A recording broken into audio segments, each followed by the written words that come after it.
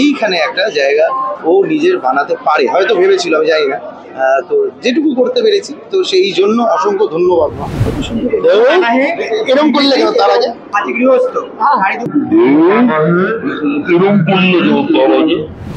তোমার এই উজ্জ্বলিত প্রজ্বলিত তো বাবা তো একটুখানি চাপে পড়ে গেছিল সেবেলায়।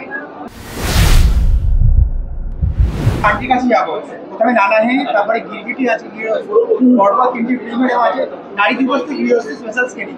আচ্ছা, কি বলবেন? প্রশ্নটা একটু শুনতে পেলাম। এরকম করলে কেন তার আগে গৃহস্থ নারী দিবস স্পেশাল স্ক্রিনিং হচ্ছে, আচ্ছা কি বলবেন? কি বলবো, মানে ওমেন পাওয়ার, আর মহিলাদের আরো বেশি উজ্জীবিত হতে হবে। আর এটা তো বেশি আরো সম্ভব, ওরা গ্রেসফুল, ওরা কাইন্ড, ওদের একটা উইজডম আছে, এবং ওরা যেন ওদের সেই লাইটেনিংটাকে আরো উজ্জ্বলিত, আরো প্রজ্বলিত করে। না, তোমার এই উজ্জ্বলিত প্রজ্বলিত তো বাবা তো একটুখানি চাপে পড়ে গেছিল সেবেলায়।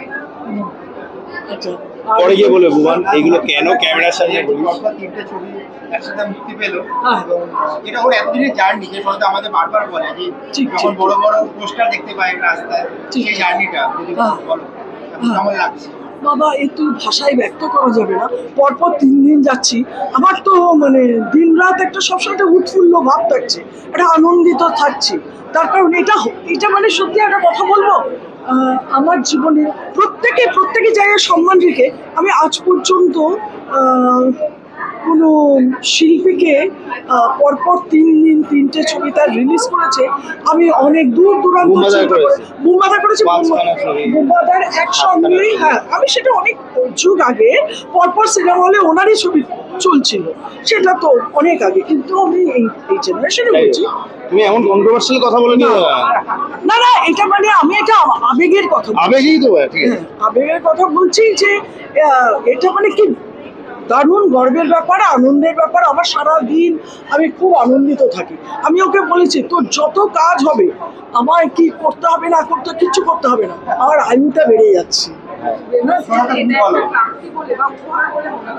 একদম, হ্যাঁ, বিরাট ব্যাপার এটা। তো কি বলবো, মানে মিরাকেল, আমার কাছে একটা মিরাকেলই মনে হয়। আমার মায়ের কাছে আমি এখানে দাঁড়িয়েছি, সেই ব্যাপারটাই মিরাকেল। 3টে ছবি তো অনেক পরের বিষয়, তো সেক্ষেত্রে ওরকম আর কি। কি বলবো, যার কাছ থেকে সব কানে কানে কি বললো, ভালো ভালো জিনিস বল। কি বলবো আমি, এরকম করে তুই চুপ করো একটু। মানে সত্যি কথা বলতে, যেখান থেকে পাওয়ার পেয়েছি, এনার্জি পেয়েছি, যে মানুষটা যখন আমি বারবার হেরে গেছি তখন আমায় তুলে ধরেছে, যে মানুষটা বলেছে যে যদি কেউ আমায় ডিসকারেজ করেছে এই ইন্ডাস্ট্রিতে কাজ করা শুরু করার সময়, তো মা বলেছে কারোর কথা শুনিস না, লেগে থাক, ছবি দিতে থাক প্রত্যেকটা প্রোডাকশন হাউসে, তুই ভালো অভিনয় করতে পারবি, হ্যাঁ চালিয়ে যা, হ্যান ত্যান, এই যে পাওয়ারগুলো সবসময় মা দিয়েছে। এবং মা আসলে পাওয়ারগুলো দিয়েছিল কারণ বুঝে গেছিল যে পড়াশুনো দিয়ে হয়তো বেশি কিছু ছেলে করতে পারবে না, এইখানে একটা জায়গা ও নিজের বানাতে পারে, হয়তো ভেবেছিল, আমি জানি না। তো যেটুকু করতে পেরেছি, তো সেই জন্য অসংখ্য ধন্যবাদ মা। না, ক্লাস 8-এ পরে একটা ছোট্ট ঘটনা, ক্লাস 8-এ পরে তখন সোনার বাংলা চ্যালেঞ্জ ছিল, সেখানে লেখা ছিল শিশু শিল্পী দরকার। তখন ছোটরা বাবা হবে, ছোটরা মা হবে, মানে ছোটদের দিয়ে সব। আমি ওকে নিয়ে গেছিলাম। তা যিনি ডিরেক্টর ছিলেন, তিনি আমাকে বলেছিলেন, আচ্ছা ও কি অভিনয় শেখে কোথাও? আচ্ছা না, ও খুব দুষ্টু, আমাদের সাউথ পয়েন্ট থেকে ডেকে পাঠায়, তারপরে খেলাধুলো ভালোবাসে, বলছে ওকে কিছু মনে করবেন না, ওকে এই প্রফেশনে রাখবেন, ও খুব অনেক দূর যাবে, ও খুব নাম করবে।